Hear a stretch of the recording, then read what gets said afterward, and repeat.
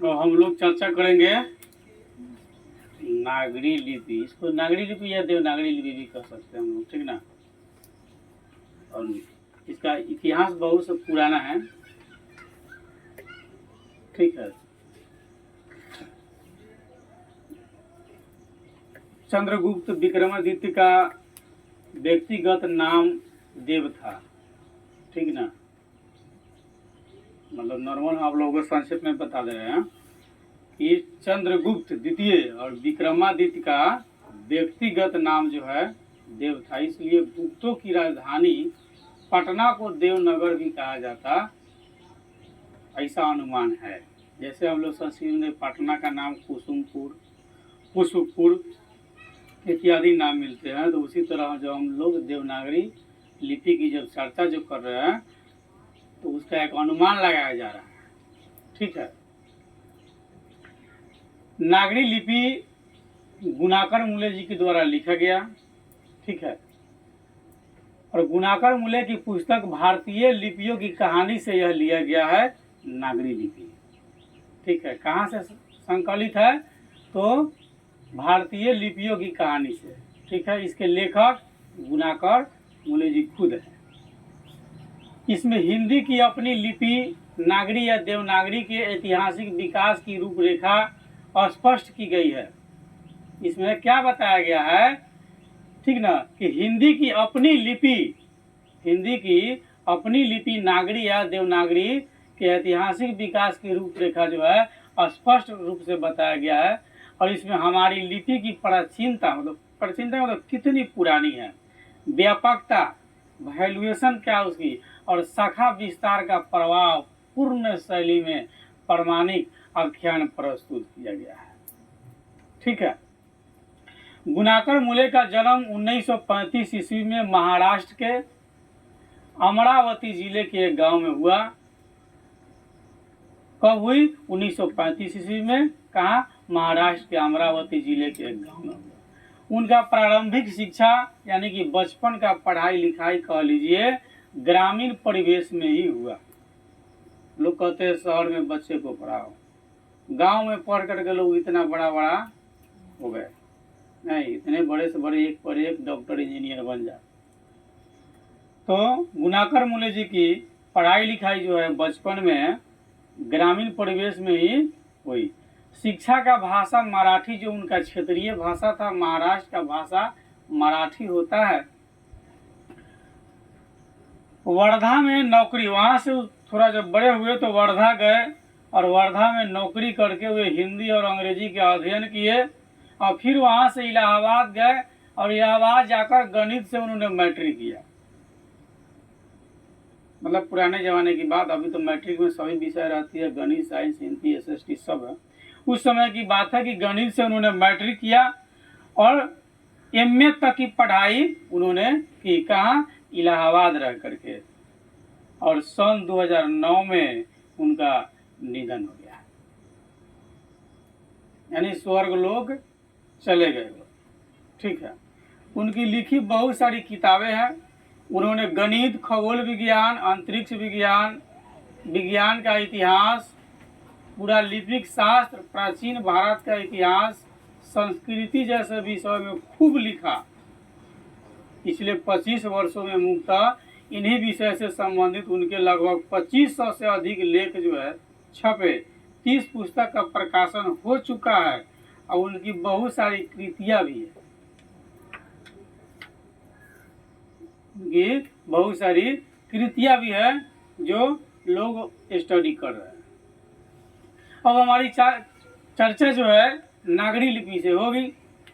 तो नागरी लिपि पर हम लोग अब ऐतिहासिक दृष्टि से एक नज़र डालेंगे जो गुणाकर मूले जी ने प्रस्तुत किया है, ठीक है ना। उनका मेन मकसद हिंदी की अपनी जो लिपि है, नागरी कह लीजिए चाहे देवनागरी कह लीजिए, ऐतिहासिक विकास की रूपरेखा वो स्पष्ट कर रहे हैं कि कैसे जन्म लिया, कैसे बड़ा हुआ और कैसे यहाँ तक पहुँच गया। आज पूरी दुनिया में हिंदी लोग स्टडी करता है, आखिर इसकी उत्पत्ति कैसे हुई। हम लोग जिस लिपि में अभी पढ़ रहे हैं, जिस चीज को देख रहे हैं, ठीक है, यानी कि हिंदी, यह नागरी है, देवनागरी लिपि में छपा हुआ है। करीब 2 सदी पहले पहली बार इस लिपि के टाइप बने। ठीक है, करीब 2 सदी पहले इस लिपि के टाइप बने, यानी कि देवनागरी लिपि के टाइप कब बने? करीब 2 सदी पहले। ठीक है, क्वेश्चन है कब बने? तो करीब 2 सदी पूर्व, 2 सदी पूर्व जो है देवनागरी लिपि के टाइप बना। ठीक है, देवनागरी लिपि का टाइप बना, यानी कि जिससे छपता है। ठीक ना?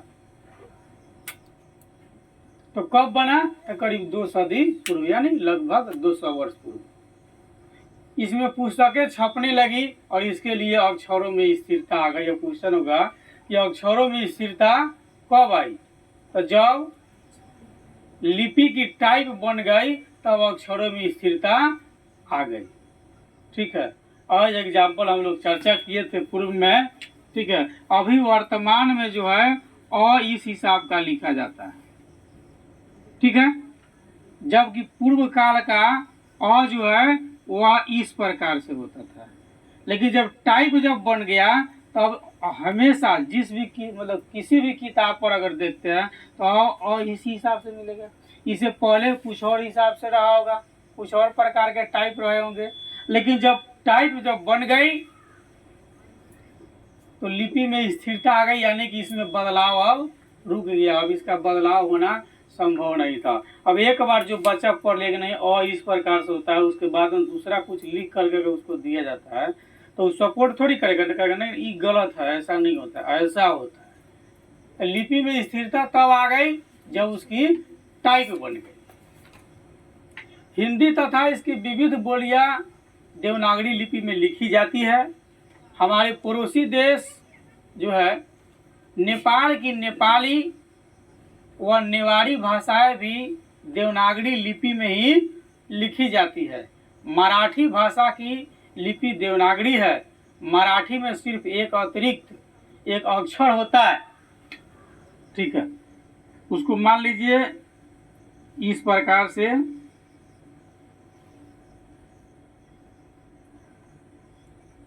ये मराठी का एक अक्षर होता है जो देवनागरी से भिन्न है। ठीक ना? अब देवनागरी वाले इसको क्या पढ़ेंगे? तो कुछ नहीं पढ़ पाएंगे इसको, उसके भाषा में तो कुछ नहीं है। तो केवल ये अक्षर जो है देवनागरी से अलग है, बाद बाकी सभी जो है मराठी की लिपि जो है हिंदी से ही मिलती जुलती है। हमने देखा कि प्राचीन काल में संस्कृत और प्राकृत संख्याओं में यह ध्वनि थी और इसके लिए अनेक अभिलेख में अक्षर मिलता है। कई सारे अभिलेख जो है जिसमें देवनागरी लिपि के अक्षर प्राप्त होते हैं। देवनागरी लिपि के बारे में एक और महत्वपूर्ण बात यह है कि संसार में जहाँ भी संस्कृत प्राकृत की पुस्तकें प्रकाशित होती है वे प्रायः देवनागरी लिपि में ही छपती है। दुनिया में कहीं भी संस्कृत और प्राकृत की पुस्तक अगर छपती है तो वह किस लिपि में छपती है? तो देवनागरी लिपि में ही छपती है। वैसे विदेश के कुछ पंडित और उनका अनुकरण करने वाले यानी कि उसके बात को मानने वाले कुछ भारतीय पंडित भी ऊपर नीचे कुछ चिन्ह जोड़ते हुए रोमन अक्षर में भी संस्कृत प्राकृत के उदाहरण एवं ग्रंथ छपवा देते हैं। गुजराती लिपि देवनागरी से अधिक भिन्न नहीं है लेकिन बराबर भी नहीं है। गुजराती लिपि देवनागरी लिपि से अधिक भिन्न नहीं है। ठीक है, यानी कि भिन्न है। ठीक है, बांग्ला लिपि प्राचीन नागरी लिपि की पुत्री नहीं तो बहन अवश्य है। दक्षिण भारत की लिपियां वर्तमान नागरी से काफी भिन्न दिखाई देती है, लेकिन यह तथ्य हमें हमेशा याद रखना चाहिए कि आज कुछ अलग अलग सी दिखाई देने वाली दक्षिण भारत की लिपियां, ठीक है, जैसे तमिल मलयालम और तेलुगु कन्नड़ भी नागरी की तरह पुरानी ब्राह्मी से विकसित हुई है, यानी कि ब्राह्मी लिपि से विकसित होकर के बनी है। अभी कुछ समय पहले तक दक्षिण भारत में पोथिया लिखने के लिए नागरी लिपि का व्यवहार किया जाता था। दरअसल नागरी लिपि के आरंभिक लेख हमें दक्षिण भारत से ही मिलते हैं, जबकि अब वहाँ का लेख बदल गया। लेकिन देवनागरी लिपि के आरंभिक लेख हमको कहाँ से मिलते हैं? दक्षिण भारत। यानी कि देवनागरी लिपि के जन्मदाता अभी तक के स्टडी के अनुसार कहाँ है? दक्षिण भारत। दक्षिण भारत की यह नागरी लिपि नंदी नागरी कहलाती थी। नंदी नागरी पर हम लोग चर्चा किए थे। शिव के मंदिर की तरफ एक मूर्ति होती है जिसको नंदी कहा जाता है, और उस क्षेत्र उसके अंतर्गत जितने भी क्षेत्र हो गए वो नंदी ग्राम, नंदी नगर, नंदी नागरी कहे जा सकते हैं। कोंकण के शिलाहार, मान्यखेड़ के राष्ट्रकूट, देवगिरी के यादव, ठीक है, याद कर लीजिए कहाँ के? देवगिरी के यादव, तथा विजयनगर के शासकों के लेख नंदी नागरी लिपि में है। नहीं, यादव तो अपने गाय भैंस पालने वाले लोग होते हैं, नंदी से तो सने हुई करेगा। तो उन लोगों का लेख जो है कि नंदी नागरी लिपि में ही है। पहल विजयनगर के राजाओं के लेख की लिपि को ही नंदी नागरी नाम दिया गया था। पहले दक्षिण भारत में तमिल, मलयालम और तेलुगु, कन्नड़ लिपियों का स्वतंत्र विकास हो रहा था। फिर भी दक्षिण भारत में अनेक शासकों ने नागरी लिपि का इस्तेमाल किया है। राज व राजेंद्र जैसे प्रतापी चोर राजाओं लगभग 11वीं सदी, 21वीं में हम लोग लगभग 11वीं सदी के सिक्कों पर नागरी अक्षर देखने को मिलता है। 12वीं सदी के केरल के शासकों के सिक्कों पर वीर केरलस्य जैसे शब्द जो है नागरी लिपि में ही अंकित है। यानी कि इससे यह साबित होता है कि उस समय तक नागरी लिपि का उद्भव हो गया था, लोगों को जानकारी हो गई थी। सुदूर दक्षिण से प्राप्त वरगुण का पलियलम ताम्रपत्र 9वीं सदी के आसपास नागरी लिपि में ही है। इतना ही नहीं, श्रीलंका के पराक्रम बाहु, विजय बाहु समय लगभग 12वीं सदी आदि शासकों के सिक्कों पर भी नागरी अक्षर देखने को मिलते। यानी कि श्रीलंका तक, समुद्र पार तक नागरी लिपि का प्रचलन था। कब? 9वीं सदी में। दूसरी ओर उत्तर भारत के अल्पकाल के लिए इस्लामी शासक के नींव डालने वाले महमूद गजनवी 11वीं सदी पूर्वार्ध, 11वीं सदी से पहले के लाहौर के टकसाल में ढाले गए चांदी के सिक्कों पर भी हम नागरी लिपि के शब्द देखते हैं। ऐतिहासिक बात याद रखिएगा कि भारत में, यानी उत्तर भारत में इस्लामी शासक की नींव किसने डाली? महमूद गजनवी ने। ठीक है, तो उनके द्वारा लिखे कुछ सिक्के पर भी नागरी लिपि के शब्द देखते हैं। इन सिक्कों पर एक तरफ कुफी लिपि में कलमा अंकित है तो दूसरी तरफ नागरी लिपि में अंकित है अव्यक्त मेक मोहम्मद अवतार नृपति महमूद। ये सिक्के 1028 ईस्वी में शुरू किए गए थे, यानी 1028 ईस्वी में शुरू किए गए थे।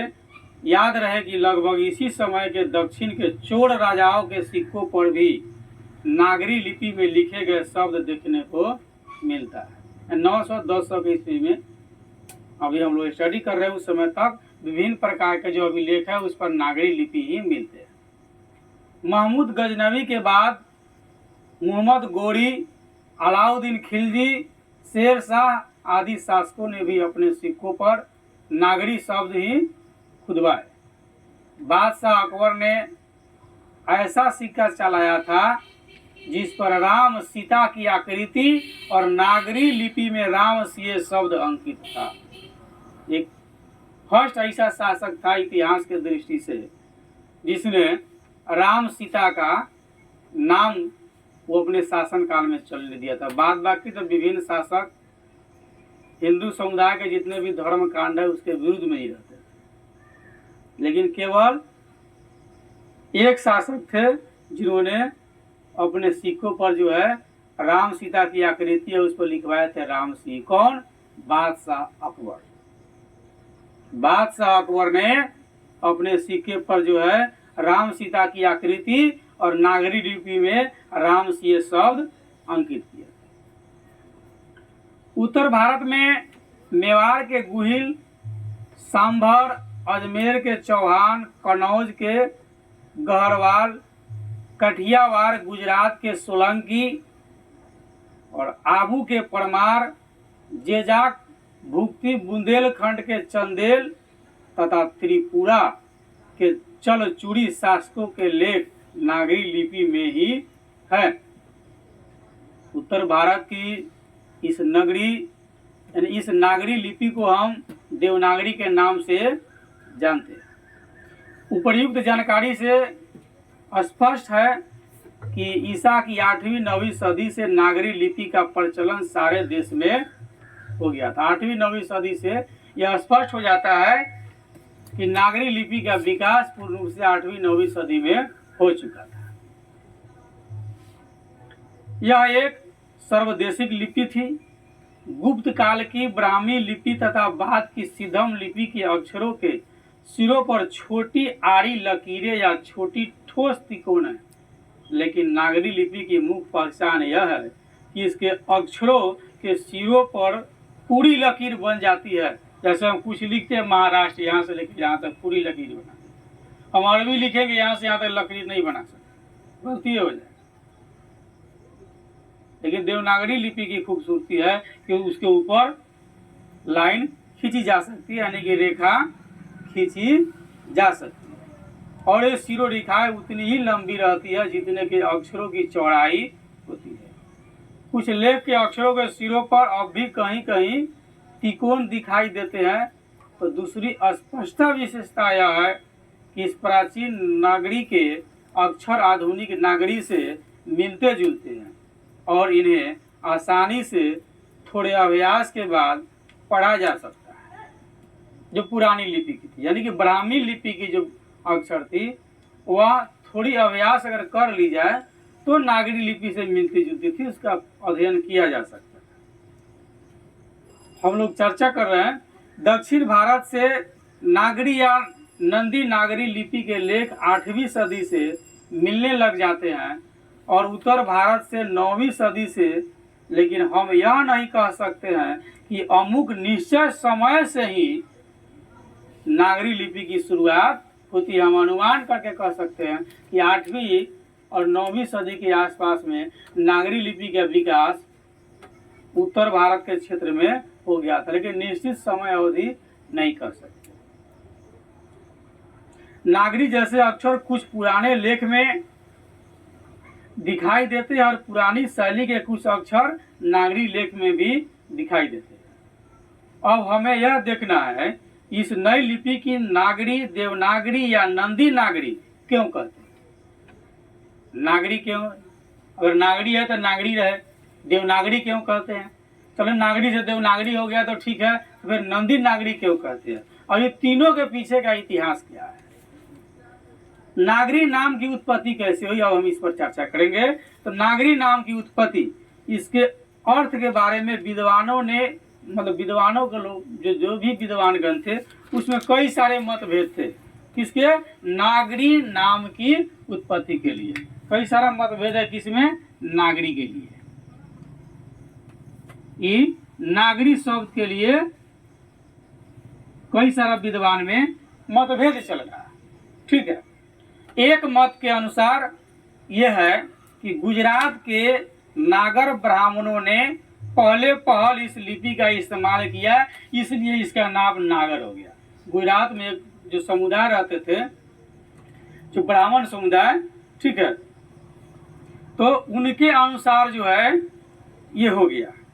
ठीक है, कि गुजरात के नागर ब्राह्मण, जैसे यादव में ना कई सारे जो लोग होते हैं उसके हिसाब से होते हैं। ठीक है। तो सबसे पहले गुजरात के नागर ब्राह्मणों ने पहले इस लिपि का इस्तेमाल किया, इसलिए इसका नाम जो है नागर पड़ गया। इस मत को स्वीकार करने में अनेक बाधाएं हैं, रुकावटें हुई। ठीक है,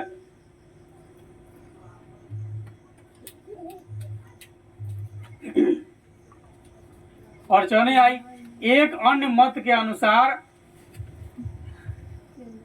बाकी नगर सिर्फ नगर है।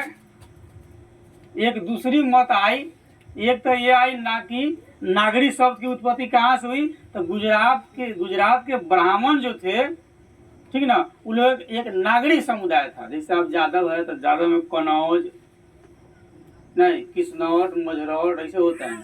तो गुजरात के एक ब्राह्मण, गुजरात के नागर ब्राह्मण ने पहले इस लिपि का इस्तेमाल किया होगा, शायद इसीलिए नागर शब्द पड़ गया। लेकिन इस मत को विशेष लोग स्वीकार नहीं कर पाए।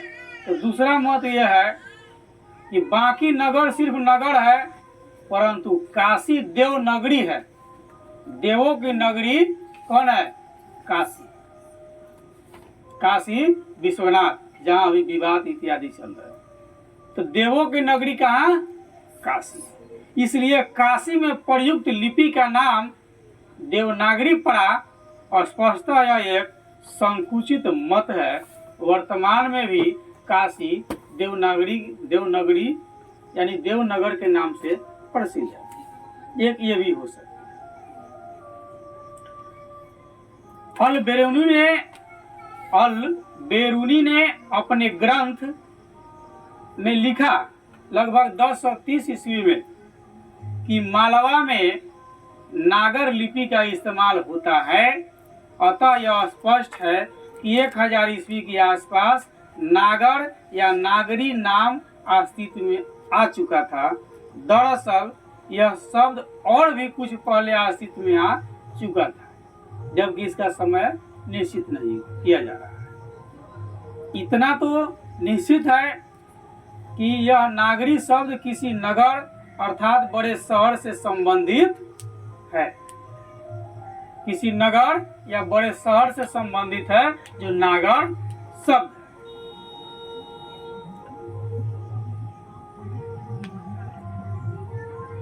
पाद तांडिकतम नामक एक नाटक से जानकारी मिलती है कि पाटलिपुत्र जो वर्तमान पटना है, तो पाटलिपुत्र को नगर कहते थे।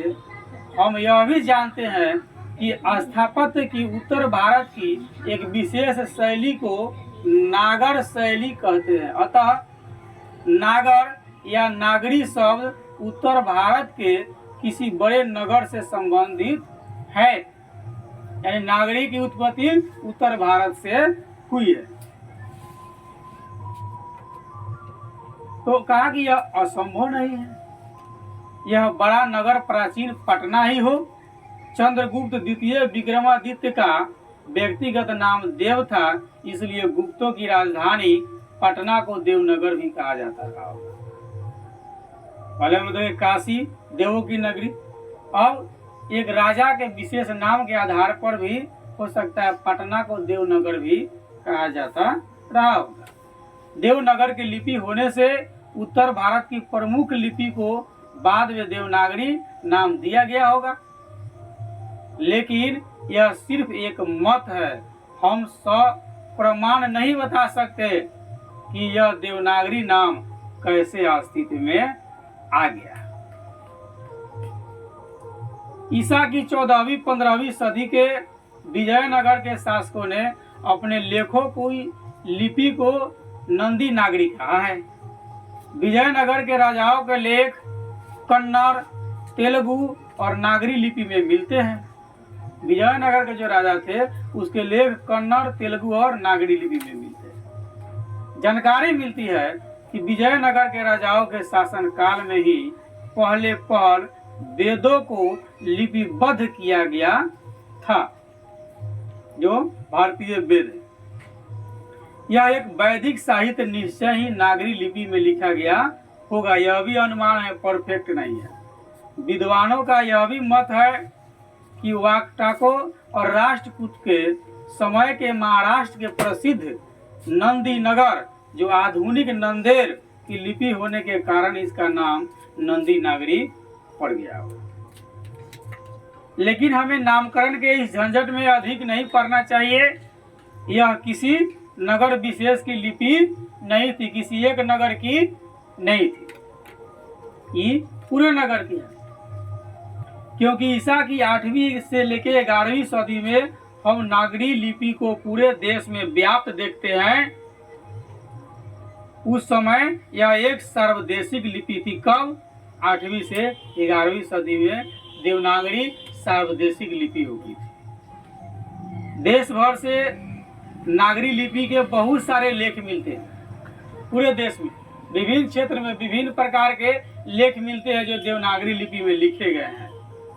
इस नागरी लिपि के उदय के साथ भारतीय इतिहास व संस्कृति के एक नए युग की शुरुआत होती है और भारत इस्लाम के संपर्क में आता है। जब इस लिपि की प्रारंभ होती है तो भारत और इस्लामिक लोग जो इस्लाम के मानने वाले हैं वो दोनों एक दूसरे के संपर्क में आते हैं। ठीक ना। अब होता है कि भारत में इस्लाम कब आए, तो एक ऐसा लेख मिलता है कि लगभग 8वीं-9वीं सदी में या 8वीं-9वीं सदी के पूर्वार्ध में इस्लामिक लोग भारत में आए और बाद में 13वीं सदी से इस्लामी शासकों का शासन शुरू हो जाता है भारत पर। वो लोग शासन करना शुरू कर देते हैं और नए संप्रदाय अस्तित्व में आते हैं। भारतीय समाज बहुत से संप्रदायों को एक व्यापक नाम मिलता है, हिंदू समाज, हिंदू धर्म। इससे पहले सभी समान धर्म, समान समाज के थे। जब इस्लामिक लोग भारत में आए तो एक नया नाम मिला हिंदू और हिंदू धर्म। हिंदू शब्द का जन्मदाता इस्लामिक लोग हैं। पहले सभी भारत के लोग मूल रूप से सनातनी आर्यावर्त वासी माने जाते थे, लेकिन जब इस्लाम आया तो हिंदू समाज और हिंदू धर्म का नाम उन्होंने दिया जब उन्होंने शासन करना शुरू किया। नागरी लिपि के साथ साथ अनेक प्रादेशिक भाषाएं भी जन्म लेती है। विभिन्न प्रदेश का अलग अलग भाषाएं होती है। 8वीं-9वीं सदी से आरंभिक हिंदी का साहित्य मिलने लग जाता है और हिंदी के आदि कवि सरहपाद 8वीं सदी के दोहा कोश की तिब्बत से जो हस्तलिपि मिली है वह 10वीं-11वीं सदी की लिपि में ही लिखी गई है। नेपाल से और भारत के जैन भंडारों से भी इस काल की बहुत सारी हस्तलिपियां मिली है और इसी काल में भारतीय आर्य भाषा परिवार की आधुनिक भाषाएं मराठी, बांग्ला आदि जन्म ले रही थी। इस समय से इन भाषाओं के लेख भी मिलने लग जाते हैं। जबकि सबसे पुरानी हमारी भाषा अपनी भाषा थी। जब इस्लाम लोग आए तो अलग अलग रूप लेने लगे। दक्षिण भारत की द्रविड़ भाषा परिवार की भाषाएं विशेषतः तमिल भाषा अधिक पुरानी है, लेकिन इन भाषाओं के लेख भी इसी समय से मिलने लग जाते हैं और इन भाषाओं के लिए दक्षिण भारत में विकसित ब्राह्मी लिपि का कुछ स्वतंत्र विकास हो रहा था, परंतु दक्षिण भारत में नागरी लिपि का भी खूब व्यवहार था। दरअसल नागरी के आरंभिक लेख हमें विंध्य पर्वत के नीचे के दक्कन प्रदेश से मिलते हैं। दरअसल नागरी के आरंभिक लेख शुरू का लिखा हुआ हमें विंध्य पर्वत के नीचे के दक्कन प्रदेश से मिलता है। ठीक है ना। लास्ट गाने होता है ना, विंध्य हिमाचल यमुना गंगा इत्यादि नाम आता। अनेक विद्वानों का मानना है कि दक्षिण भारत के नागरी लिपि का प्राचीनतम लेख राष्ट्रकूट राजा दंती दुर्ग का समागंड दान पत्र जो 754 ईस्वी के आसपास का है। दंती दुर्ग ने ही राष्ट्रकूट शासन की नींव डाली थी। यानी राष्ट्रकूट शासन की नींव कौन डाला? दंती दुर्ग ने डाला था। ये राष्ट्रकूट शासक मूलतः कर्नाटक के रहने वाले थे और इनकी मातृभाषा कन्नड़ थी, परंतु ये खानदेश विदर्भ में बस गए थे। दंती दुर्ग के बाद उसका चाचा कृष्ण राष्ट्रकूट की गद्दी पर बैठा और इसी कृष्ण के शासनकाल में एलोरा यानी प्राचीन एलापुर वेरुल में अनुपम कैलाश मंदिर पहाड़ को काटकर बनाया गया था। ठीक है, यानी कि एलोरा जो है कैलाश मंदिर को के पहाड़ को काट करके बनाया गया था। कृष्ण के कुछ लेख भी मिले हैं। 9वीं सदी में अमोघ वर्ष एक प्रख्यात राष्ट्रकूट राजा हुआ और इसी अमोघ वर्ष ने राष्ट्रकूट की एक नई राजधानी मान्यखेट यानी मालखेड की नींव डाली। अमोघ वर्ष के शासन काल में ही जैन गणितज्ञ महावीराचार्य 850 ईस्वी ने गणित सार संग्रह की रचना की। यानी महावीराचार्य ने गणित सार की रचना की थी कब? 850 ईस्वी में।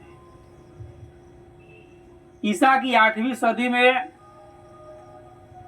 लगभग 8वीं सदी में पश्चिम महाराष्ट्र के कोंकण प्रदेश में शिलाहारों का राज्य स्थापित हो गया था और 11वीं सदी में इनकी एक शाखा का राज्य कोल्हापुर सतारा प्रदेश में भी स्थापित हो गया। इन शिलाहारों के अनेक नागरी लेख भी मिले।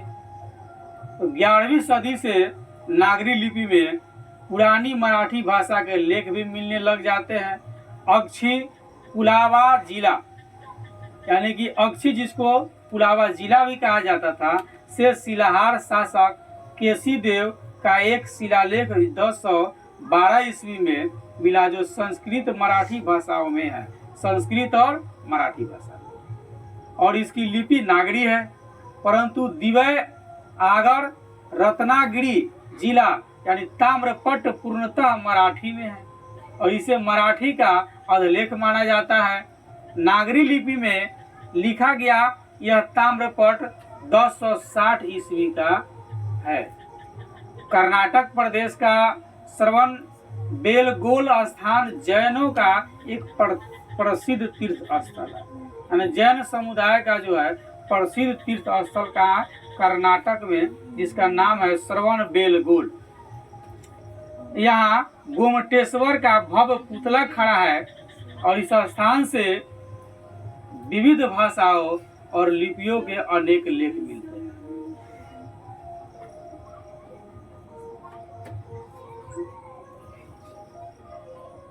श्री गंगराजे सुताले कड़वियले यानी श्री गंगा राजा ने परकोटा बनवाया। एक अन्य नागरी लेख में लिखा है श्री चामुंडराजे कड़वियले। ये लेख दक्षिणी शैली की नागरी लिपि में है। देवनागरी के यादव राजाओं के नगरी लिपि में बहुत सारे लेख मिलते हैं। यादव राजा रामचंद्र 13वीं सदी के ताम्रपत्र में ए और ओ की मात्रा अक्षरों की बाईं ओर है। कल्याण के पश्चिमी चालुक्य नरेशों के लेख भी नागरी लिपि में है।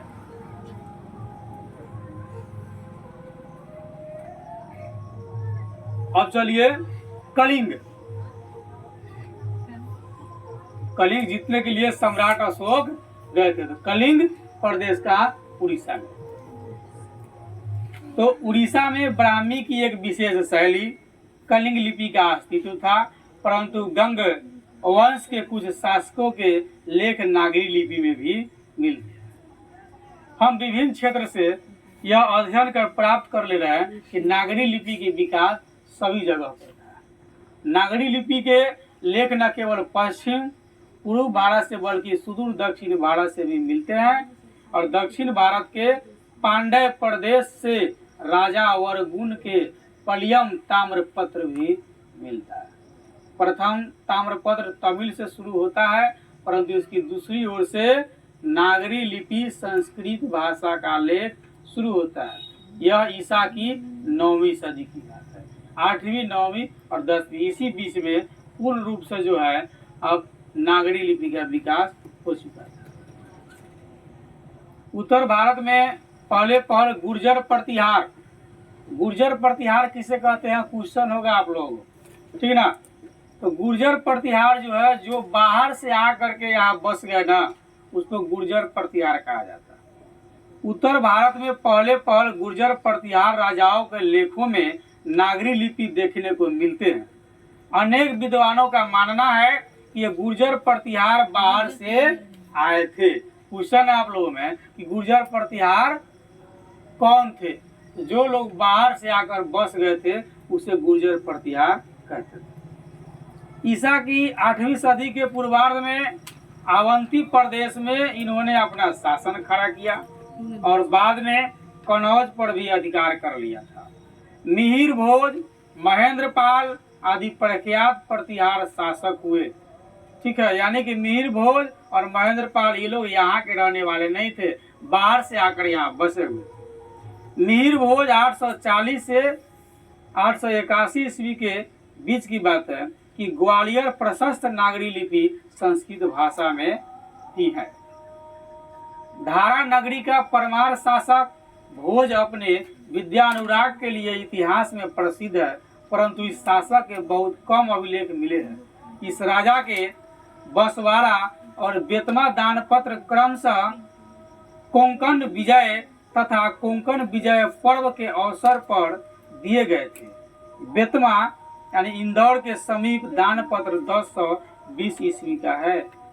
हमने इन्हीं आरंभिक नागरी लेखों की संक्षिप्त चर्चा की है जो देश के विभिन्न भागों में से मिले हैं।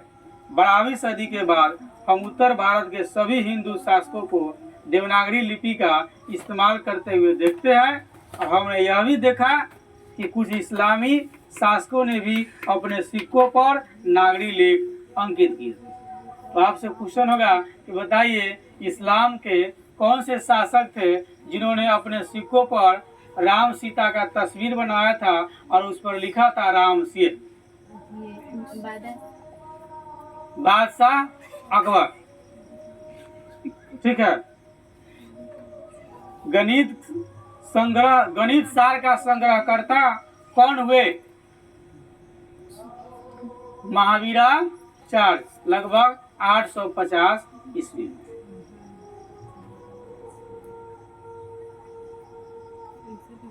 राष्ट्रकूट शासन की नींव किसने डाली? राष्ट्रकूट शासन की नींव किसने डाली? दंती दुर्ग ने।